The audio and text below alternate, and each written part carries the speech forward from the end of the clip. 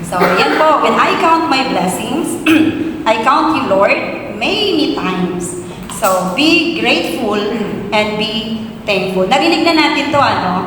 So, this is also, isa din to, this is one of the good manners and right conduct being taught sa school. Actually, yung GMRC na yan, naalala ko siguro yung mga generation ko, ano? So, ito mga generation ngayon, wala ng GMRC. Ano na sa inyo? ESP. No? Edukasyon sa pagpapakatao. At itong naging high school tayo, values education. At hindi na wala. Pag-college, meron pa rin values education. So, tinuturo talaga to kasi gustong hubugin, no? Ang ating being individual, ang ating pagkatao. Of course, dahil yun ang nais. Dahil ito talaga yung purpose ng Lord sa atin. So, kaya tayo nilikha for purpose, for a reason, na to serve ng Panginoon. So, hubugin tayo ng ating pagkatao. So, dito pa lang, ating ano na to, yung good manners and right conduct na to, yung patuloy magpasalamat, many of us, parang medyo nakakalimutan na. So, nakakalimutan na natin na mapagpasalamat at all times. At alam natin na sa Bible talaga, kung alam natin na tayo nagbabasa, ang dami ditong binabanggit na mapagpasalamat, manalangin. Ito yung lagi, manalangin, mapagpasalamat at all times. Be thankful. Sabi nga sa 1 Thessalonians, ito yung verse natin. Be thankful, give thanks in all circumstances, for this is the will of God in Christ Jesus for you. So, meron ding ibang version, ano? Be thankful, be joyful in all circumstances, for this God's will for you, who belongs to Christ Jesus. Are we belong to Christ Jesus? Amen. Ang lakas ng amen nyo. Thank you, Lord. So, meron nga ba talaga relasyon tayo sa Panginoon at masabi natin, yes, Lord, I am belong to you. So, kung belong tayo sa Panginoon, very clear ang kanyang message na give thanks in all circumstances. Ano ba itong mga circumstances? Sa anumang pangyayari ng buhay natin. So, sabi ko nga dito, thank you, Lord, kasi kung bilangin ko araw-araw ang blessings ko, ikaw lagi ang nakikita ko kasi ikaw nagkaloob nito. So, itong pagtatapos ng 2024, alam ko, patapos na ito. Siguro, let's start jotting down, ano ba yung mga ipagpasalamat natin sa Panginoon? Ano ba yung mga nito, na hindi lang yung purong maganda, di ba? Sabi nga dun sa salita ng Lord, na wag lang natin ipagpasalamat kung ano yung magagandang bagay, kundi mas lalo yung ma-appreciate ng Panginoon, yung nandun sa masakit, malungkot, nasa kapighatian, no? Ano man nangyari na di maganda, mas lalo ang pinasalamatan sa Lord. So, ito nga yung naalala ko lang, kasi ito din yung laging lesson ko sa school, no, na be thankful. Tapos ini-insert ko nga ditong verse na to, na ano man ang circumstances nyo, pinaunawa ko sa aking mga estudyante na pasalamatan. Kasi usually pag nagsusulat talaga yung mga bata, very common, na thank you kay mama, yalagaan ako, thank you sa aking teacher, tinuturuan. Pero gusto ko yung makita or masulat nila, yung malalim, na nagpasalamat sila, na naging grateful sila sa Lord, in spite and despite. So habang umiikot ako mga kapatid sa kanila, tapos sabi ko nga, siguro ang dami niya ipagpasalamat sa Panginoon mga anak, Tapos sabi ng mga bata, yes teacher, so isulat nyo sa buong papel. So one of my pupils, sabi niya, kasi sabi ko, yung activity ko doon, tapos na yung sabi ko, gumawa ng panalangin ng pasasalamat. Yun. So sabi niya doon, habang umiikot ako, sabi naman sa Bible, huwag mahaba ang prayer. Sabi niya gano'n. Hindi, parang narinig ko, parang na-offend ako, parang gano'n. Kasi sabi ko nga, damihan, kasi alam ko ang dami yung pagpasalamat. Parang nilapitan ko siya. Ano sinabi mo? Gano'n. Wala, sabi niya gano'n. Hindi, may sinabi ka. Sabi niya, ma'am, sabi sa Bible, huwag daw mahaba ang prayer. Sure ka? Parang naano pa ako, gano'n pagkakasabi ko, sure ka? Sinabi yan sa Bible, sige, paano mo sa akin? Tapos, sabi ko, baka may continuation yon, may karugtong. So, sige, sabi ko, alam ko nasa Mateo, kasi totoo kapatid, hindi ko alam yung verse na yun, pero alam ko nasa Mateo. Kaya sabi ko, sige, hanapin mo yan sa Mateo, meron tulong yon, sabi ko gano'n. So natapos na yung klase ko sa kanila, kasi nakita ko, yung kung ang classmates niya, ganito ang pasasalamat, ang sa kanya, ganito lang, nakita ko na agad tapos kasi in Jesus' name we pray, amen. So naano ko sa kanya, bakit konti na yung ano niya, ganun lang ba ang pagpasalamat? Ganun parang naano din siguro siya sa akin, na-offend na ano talaga. So sa kabilang banda mga kapatid, nung bumalik ako sa classroom, talagang hindi siya tumigil, na-appreciate ko talaga yun. Dala-dala niya pa rin yung Bible, tapos may pinuntahan siyang isang classmate, sabi niya, siguro pinaano niya na humingi siya ng kakampi na totoo nga, meron sa Bible. So ngayon, pag talagang inano pa rin niya, yung hindi niya ako inano, meron nga sa Bible. So sabi ng isang class, ma'am, nakita na po ni ganito, yung ano niya, yung verse na yun. So sabi ko talaga, so tinawag ko siya. Nung binasa na, o diba may karugtong, sabi ko ng gano'n, huwag mahaba at huwag paulit-ulit ang panalangin. So pinaliwanag ko sa kanya sa madaling salita. So sa kanya lang yun. Tapos napangiti ako, sabi ko, ang galing naman. Kasi sa totoo lang mga kapatid, pinapadala ko talaga ng Bible ang aking mga estudyante. Kasi ESP ako sa kanila. At advisory class din ako. At na-appreciate ko yung ginawa niya. Sinawakan ko siya, sabi ko, anak, ang ganda naman ng ano mo. Nagbasa ka talaga. At alam mo talaga yung verse na to. Nahanap niya talaga. Kaya sabi ko, thank you Lord. Kasi, hindi ako, na talaga sila nagbabasa rin pala. Sabi mo, ma'am basic instruction before leaving the earth. Naisa puso niya yon. So natuwa naman ako, pero ang una talaga, medyo may inis ako. So habang patuloy ako nga, nabasa ko, na-appreciate ko yung sa out of many students ko, ay pupils ko, 15. Isa lang yung nakita ko na itong verse na to, nakuha niya. At nilapitan, ko nga siya, tinawag ko rin yung attention niya. Kasi napakaganda yung sinabi niya. Salamat Panginoon, may sakit ang mama ko, pero thank you, nakabangon pa siya sa araw na to. Parang nung tinawag ko siya, gaano kayo galing? Parang na-touch kasi, iba yung niya, iba yung prayer niya. Salamat Panginoon, may sakit si mama ko, pero nakabangon pa sa araw na to. So tinawag ko, kaya parang malungkot ang mata niya. Araw-araw, everyday nag-lesson ako, yung lalaking ito, medyo may age na, malungkot ang mga mata niya. So tinanong ko, bakit yung situation? May cancer daw mama niya, bago siya papasok, binabangon niya, kung buhay pa, parang thank you. So ko, anak, talagang ang lakas ng faith mo, kasi pinasalamatan niya daw na nakabangon pa ang mama niya. O diba, itong verse na to, napaka niya, sabi ko nga sa kanya, ito anak, kahit anong nangyayari, anong pangyayari, patuloy ka sa aral mo, at kasama ako sa panalangin mo.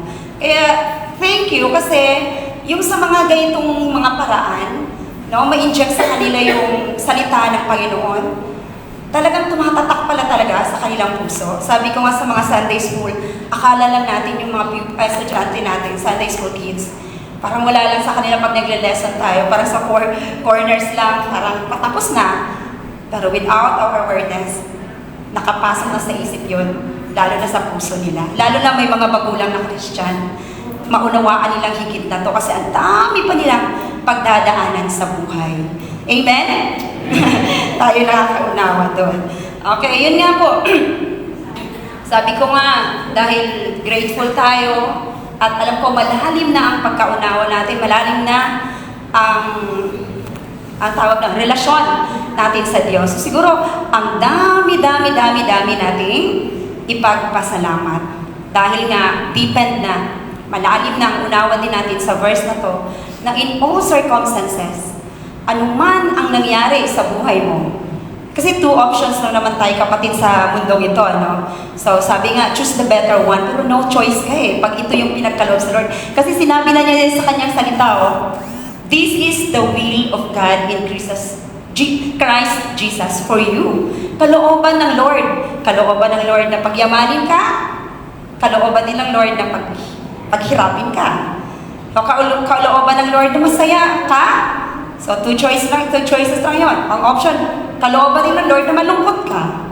Kalooban din ng Lord na cruel tong taong ito.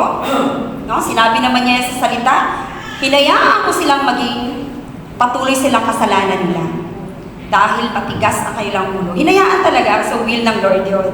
So, hinayaan ng Lord na maging mabuting tao ka rin. Kasi Kasi may tamang ugnayan ka sa Panginoon. Hinayaan ng Panginoon, no? Sabi ko nga, 2 choices lang. Na medyo tumanda ka, hinayaan na maging bata ka. Hinayaan na maging maganda ka, mga kapatid, o gwapo ka. Hinayaan din na medyo hindi ka ganong kagandahan. So, isa lang ang punto dito, choose the better side. No? Kung may pagkakilala sa Panginoon, choose na inware na, Lord, ito man nangyari na pangit sa buhay ko, still praise and thank you, Panginoon. So, kasi, ang Panginoon, ganun din yung attitude niya eh.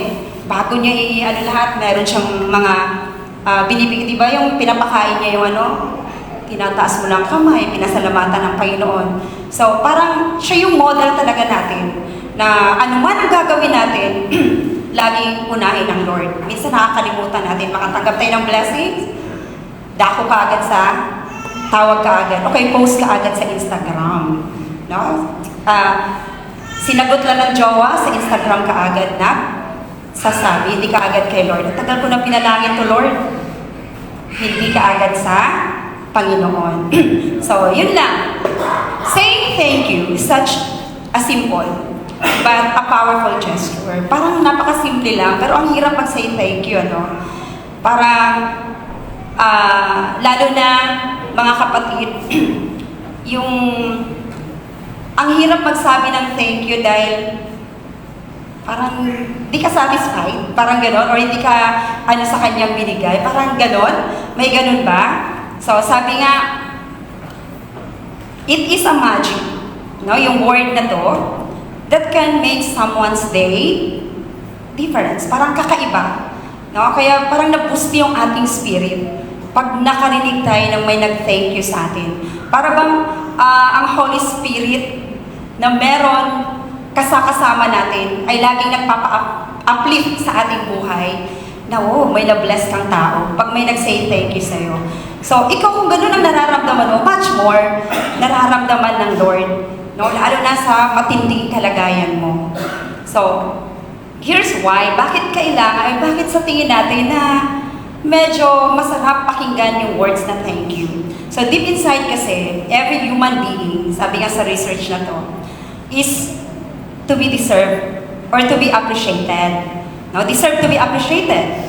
No, kahit hindi tayo nag-demand na magsabi ka naman ng salamat, lalo na pag naibigyan tayo ng favor, magsabi ka naman ng salamat. Or mag-say, thank you ka naman sa akin, no? Kasi binigyan kita ng maganda or puti. But we want to be affirmed. No? Sa totoo lang, gusto natin na i-affirm na para lang na-appreciate niya na maliit na bagay, lalo na magbigay ka sa malaking bagay, lalo ganahan ka kasi sa maliit pa lang, nag-thank you ka na. So, sabi nga dito, nag-build sa atin ng self-esteem. So, at saka, nagpapus ng ating spirit. Mga kapatid, sabi nga, ma-frustrate tayo kung yung binigyan natin ng favor, hindi nag-thank you sa atin. So, ito na lang sa mga one situation na aking naranasan din, and for sure kayo din maaari, yung mga relatives natin, mga kaibigan, no, na humingi ng favor. Tapos, pag nabigyan mo na, ikaw po yung tatawag, sis, okay, mga kamag-anak, natanggap niyo na. Ayan. So, kasi wala kang narinig man lang na affirmation na thank you, walang ganon. So, ikaw po yung magsabi na natanggap mo na, at lalo, paano mo na, ay, parang hindi ata na-appreciate yung binigay ko. Wala man lang, thank you. Saka na mag-thank you kung i-confirm mo kung natanggap na. Ay, oo, natanggap ko na. Thank you pala. Yung ganon. So, alam niyo ba, even Jesus nga, sabi ko, kailangan din niya ng affirmation. At kung ay narinig na natin to, yung pinagaling niya na 10, kitongin. Kung naalala nyo, nasa Lucas, hindi natin basahin pero i-summarize na na, no?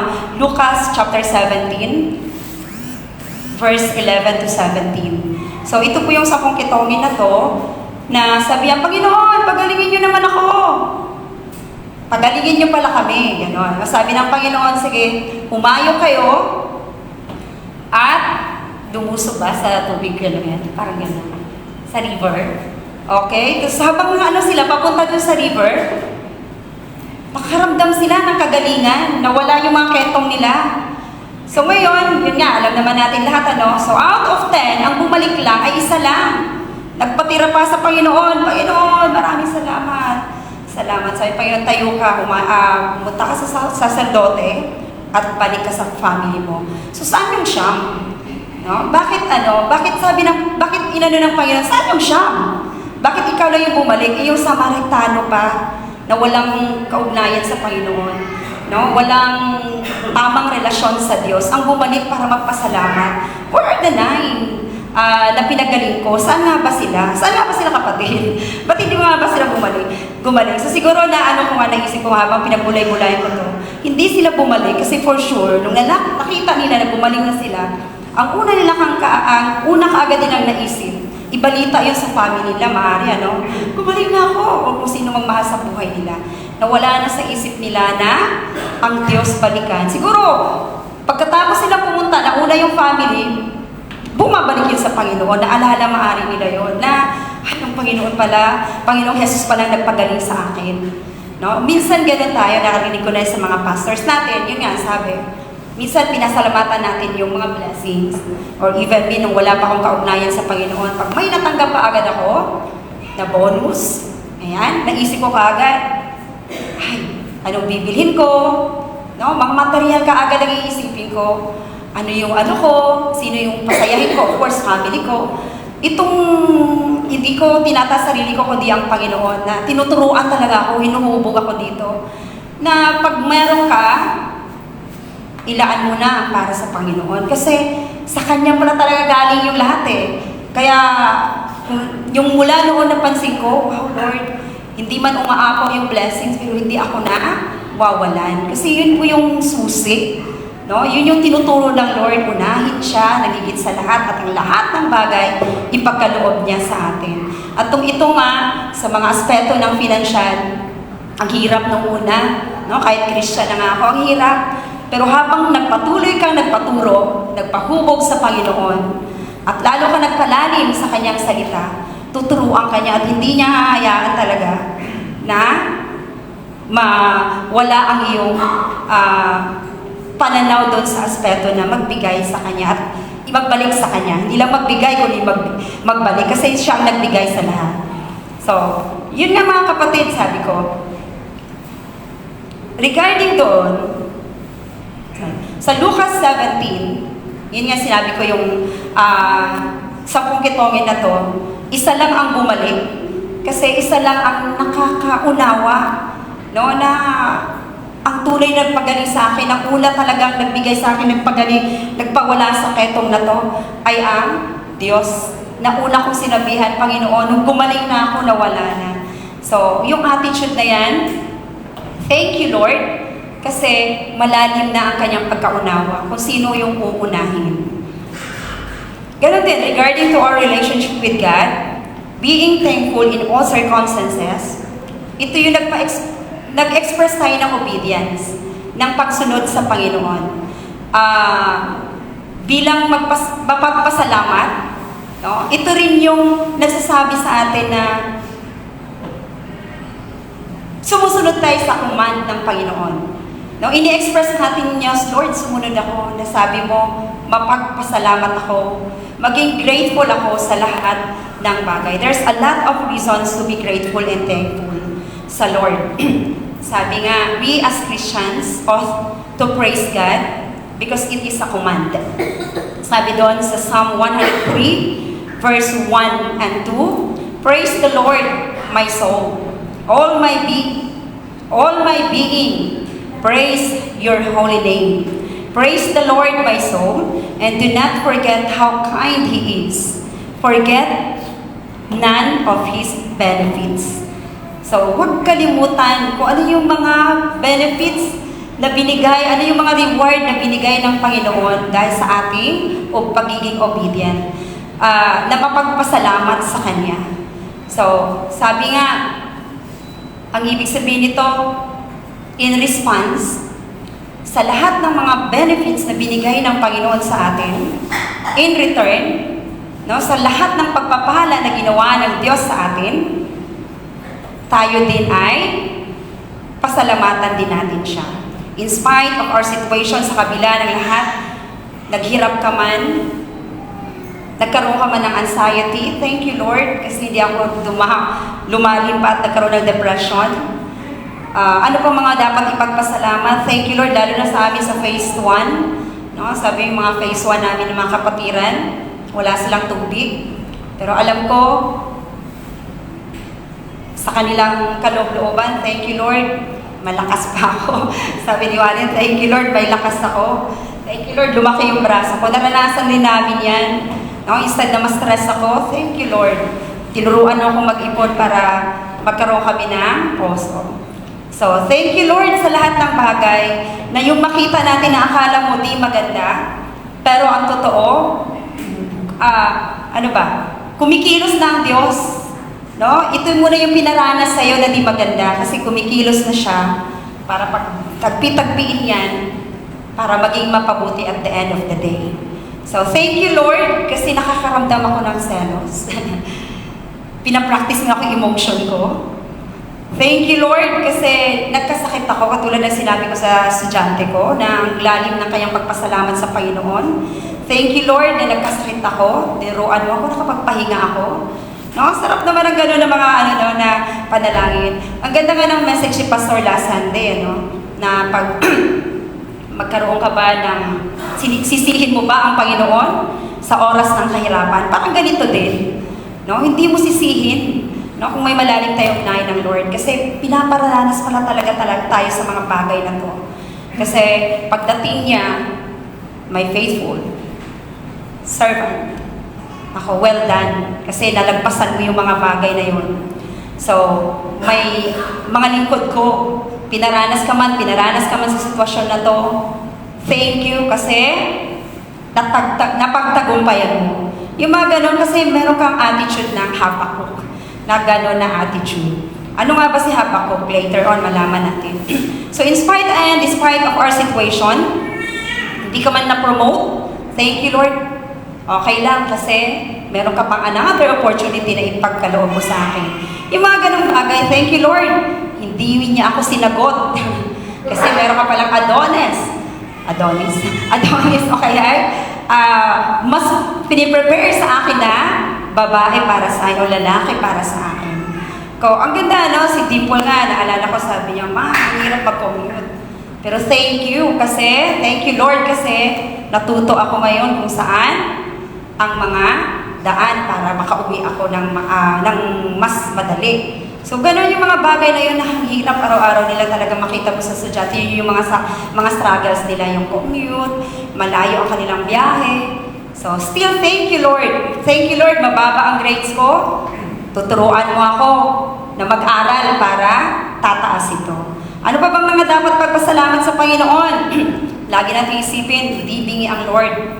No, lagi niya naririnig yung thank you word, thank you phrase mula sa ating bibig, lalo na mula sa ating puso. No? Hindi siya yung mga daing natin, no, na minsan gusto mo na may ako napanood na naiyak din ako, sabi niya, parang gusto ko nang matulog na hindi na magising. Yun yung kanyang, parang gano'n ang kanyang frustration. Sabi niya, hindi. Kailangan kong magpalakas. Meron pang mga mahal sa buhay na kapag. Kaya mahalaga din talaga yung mga support natin, mga kamag-anak, mahal natin sa buhay. Family is the number one. Yun talaga yung inatasan ng Lord. Pinagkaloob sa atin ang family na yun para lalong lalakas yung loob natin. Huwag lang daw tayong nagpakita na mahina. Okay, huwag tayo hayaan na hindi tayo magsabi sa kanila. Kasi pag nagkwento tayo sa kanila, mas matindi pa pala yung kwento niya isa sa'yo at ikaw din, mas matindi pa pala at na-bless siya sa'yo. So, mapagpala niyo ang isa't isa. Ganon din dito sa CBF. Natutuwa ako kaya nga mas lalo, thank you Lord kasi mas lalo akong lumago. Though, thank you Lord kasi naranasan ko na marami kami noon. Yung sa every Sunday, sikliglig doon yung ating church.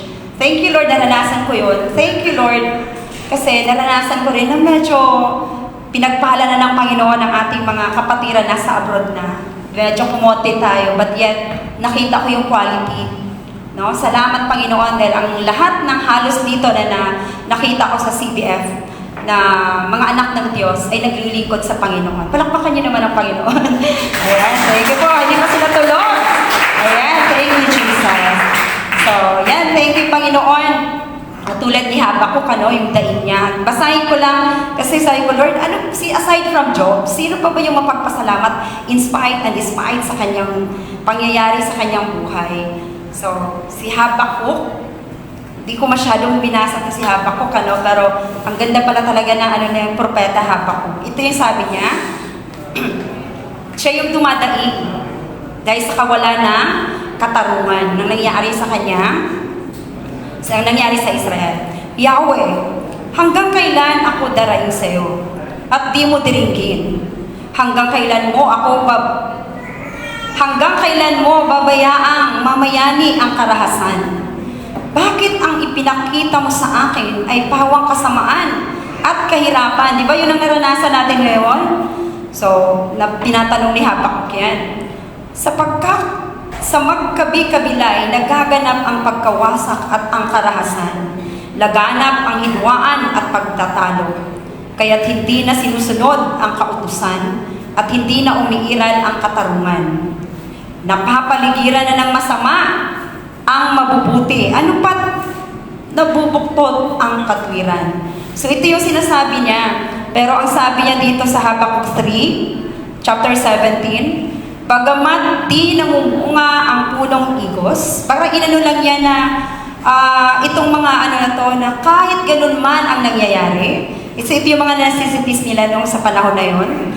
Bagamat di namumunga ang punong igos, at hindi rin namumunga ang puno ng ubas, kung ang pamumunga ng uliboy, mabalang at walang anihin ng mga bukirin, kahit mamamatay ang mga tupa sa kulungan at daanan ng salot ang bakahan sa mga silungan. Mananalig pa rin ako kay Yahweh. Ako'y magagalak dahil sa Diyos ang aking kaligtasan. Ang Diyos na si Yahweh ay aking lakas, tumakbo akong simbilis ng usa at iniingatang ligtas kahit sa kabundukan. Naranasan niyo itong mga struggles na to, pero sa kabila ng lahat, sabi niya, kahit kunin mo na lahat, parang kay Job, patuloy pa rin akong magpasalamat sa iyo. Kahit nagkasakit na, yung sabi ko, yung nagkasakit siya, yung anak ay mama niya, nakuha pa rin niya magpasalamat kasi nakabangon pa rin sa araw na yun. So, parang araw-araw daw siya bago umalis, binabangon niya yung kanyang mama. Lagi niya pinasalamatan, ay salamat, nakabangon pa si mama. So, yung mga bagay na yun na napakalalim, masakit na parang gusto mo nang sumuko. Pero alam mo, may Diyos na tinatry na, inano ng Panginoon. Na, okay, maranasan mo tong bagay na to, maganda ito, at lagi natin isipin mga kapatid, kung naranasan man natin yung bagay na nangyari sa buhay natin ngayon, ilang taong ka na ba? Ilang taon ka na ba? Ako 46 na. Ilang taon na ba ako naranasan ko ang mga bagay na naghirap ako ngayon? Isipin ko yung mga bagay na hayahay ako noon. Isipin ko yung mga bagay na ang ganda ng buhay ko noon. O kaya'y ang pangit ng buhay ko noon, isipin ko ngayon, 46 years old na ako, naranasan ko ngayon kaginhawaan. Thank you, Lord. No? Kasi yung mga bagay na yun na lumipas, lalo kong paghuhugutan niya. Yun naman na, kung may tinuturo ang Panginoon. Lagi tayong gano'n, di ba? May tinuturo ang Panginoon sa akin. No? May lesson. Kaya, thank you Lord talaga. Kasi, kung malalim yung pagkaunawa natin dito, kalooban pala talaga ng Lord ang lahat-lahat. Mawalan ka ng ganito, kalooban ng Lord. Magkaroon ka, dumami, pinalago ang iyong business, kalooban ng Lord. Kaya dapat pangit. Thank you, Lord. Kasi dahil sa pagpasalamat mo sa mga bagay na di maganda, pagpalain ka ng Lord. Nagpapakita ka na obedient ka. No? Ino-obey mo ang Panginoon. Kaya thank you, Lord. Ayan. Sabi ko, hindi masarap. Sorry. Katulad ng mga sinasabi, thank you for all circumstances. So, because this is the will of God. So, sabi nga sa mag-asawa, So, i-appreciate natin kung ano yung meron sa ating asawa bago tayo mag-complain. Alalahanin mo na kung hindi man masarap ang luto niya ngayon, naranasan mo rin naman na masarap ang luto niya noon. Diba? Kung hindi ka man inaasikaso na yung asawa ngayon, katulad ng papa ko nagreklamo, sabi niya, bakit nagkaganon nga, no? Diba, nakwento na, testify ko na sa inyo na bakit nagsiselos. Ayan, so na lumabas sa bibig niya na, kasi hindi naman lambing mama mo eh. Ano ko yun? Sabi naman ko, sis, tiguang na. Yung Bisaya pa, tiguang na, matandaan na, nagigaya-gaya. Sabi ko sa papa ko, hindi mo na naranasan yung paglalambing ni mama. Noon naman, di ba? Kaya nga sa'yo, hindi na malambing. So, ibig sabihin, si mama, malambing noon, nilalambing ka. So, hanapin mo muna yung wala. Kasi si mama medyo na matanda na, si apo na lang daw laging inaasikaso. So, nagsiselos siya lagi. Nagsiselos lalo siya. So, yun. So, still thank you, Lord. Kasi mga naranasan ka na hindi mo naranasan noon, naranasan mo ngayon. So, thank you, Lord. Kasi sabi ko nga, in all things, sa Romans 8:28, in all things, God works for good who those who love Him. So, pinag-anuhan niya yun, pinagkaisa niya yung lahat ng mga bagay kasi lahat ng tinatamasa natin, nalalasap natin, hindi yan maging fullness ang promise ng Lord sa atin kung hindi natin yun mararanasan. So, do you know what I mean? Hindi natin maratamasa, malalasap ang fullness ng promise ng Panginoon sa atin, na sa Kanya tayo forever. Hinanda na niya ang ating tuluyan doon, higaan doon, no? Kung wala yung mga life circumstances sa buhay.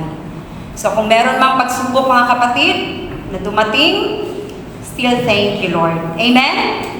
Amen. So common man ito, narinig na natin to, pero thank you, Lord, kasi lalo tayong tinatransform ng Panginoon sa mga bagay. Kasi araw-araw lagi tayong dumadaan ng challenges. So ako nga sa prayer ko, kasi yun nga, sabi ko naman sa inyo, 50 students. Hindi nag-absent yung mga estudyante ko kasi section 1 hawak ko. So parang lagi ang competition nandun. So parang 50 lagi yung may challenge sa buhay ko, yung iba-iba ang kanilang ugali. Kaya thank you, Lord, kasi lalo niya akong hinuhubog sa mga iba't ibang level ng mga batang ito. So thank you, Lord, din sa panibagong taon na iparanas niya sa akin. Lagi kong pag nag-pray ako, Lord, thank you sa challenge na ibigay mo sa akin sa araw na to. No, lagi ko kasi, kaya pag may kaharap akong kakaiba, makulit, magulo, Lord, challenge ito. No, kasi pinag-pray ko na to, pinasalamhatan ko na, at alam kong may hubugin, may ituturo ka sa akin. Kasi kung hindi lang, mag-react ka talaga. Magagalit ka. Kasi yun yung natin, pagkatao. So, may nabasa nga ako na nakatatlong ulit na ata ako. Tsaka sana kapatid, basahin nyo rin sa John 17 kung siguro nabasa nyo to, no? Ito yung panalangin ng Panginoon sa mga alagad niya. Parang hindi na natigil yung yung halong pasasalamat sa ko, Lord, napaka-selfless mo naman sa pag-ibig mo at love mo sa amin. John 17, itong chapter na to, binasa ko na naman kahapon, ngayon, parang yung niya. Ewan ko kung pareho tayo kung pareho tayo ka-grateful, no? Kung mabasa yun ito, John chapter 17, basahin niyo sa bahay. Napakaganda ng panalangin ng Panginoong Jesus sa kanyang sa mga alagad, at syempre, alagad tayo ng Panginoon. So, ang panalangin niya, talagang sa'yo, Lord, you're so amazing talaga. Talagang napakaganda na nais mo sa amin. Kahit nasa paglisan mo dito, nandun pa rin, hiningi mo pa rin sa Panginoon, no? Amang Diyos, kung paano kami iingatan, paano mo kami madala sa'yo na ilayo sa kapahamakan. Ganun siya, ganun ang ating Panginoon na ating nakilala. Kaya thank you, Lord. Salamat, Panginoon. Dito na po ako magtatapos. Sabi yan, sa ating pagtatapos, nawa, kung meron man tayo na hindi nasabihan ng thank you, okay, mag-note tayo, at sabi ko nga sa aking mga gamitin natin yung cellphone. No, alam ko ginamit naman natin para i-extend natin at magsabi tayo ng thank you sa mga nagbigay sa atin ng favor o binigyan natin ng favor. Ayan, thank you, Lord, sa kanila. Thank you, Lord, sa buhay ng bawat isa ng aking mga kapatiran na narito ngayon, kasi kayo yung blessing at nagpapalakas sa bawat isa. Kaya salamat, Panginoon, sa mensahe na pinagkaloob niya sa atin ngayon sa oras ito. So when I count my blessings, I count you, Lord, many times. So, be thankful tayo always, at all times, and be grateful sa ating Diyos Ama. Palakpakan natin ang ating Panginoon. Thank you, Lord.